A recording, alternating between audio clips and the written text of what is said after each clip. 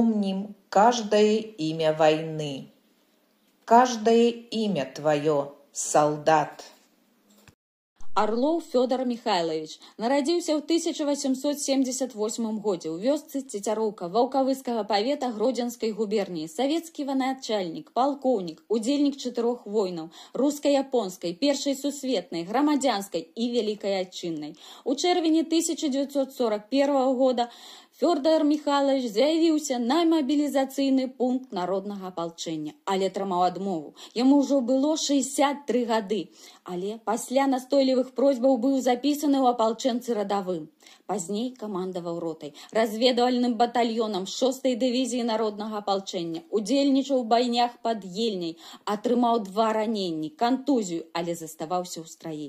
Удзельнічаў у арганізацыі збору і паўторнага фарміравання 160-й стралковай дывізіі, якую узначаліў 25 кастрычніка 1941. 29 студзеня 1942 года у раёне населенага пункта Грыдзенкі Калужскай вобласці Орлоў у выніку налёту нямецкай авіяцыі атрымаў 25-е па ліку ранення, але ўжо ў жніўні 42-го зноў вярнуўся ў войска і толькі ў 1946 годзе быў зволены з ваеннай службы ў званні палкоўніка. За ўмелае камандаванне, праяўленыя доблесць і мужнасць падчас Вялікай адчыннай вайны быў узнагароджаны 2 ордэнамі Чырвонага сцяга, ордэнам Айчыннай вайны і медалямі СССР. Памёр Фёдор Михайлович у 1953 годзе, пахаваны на Новодевичьих могілках у Москве.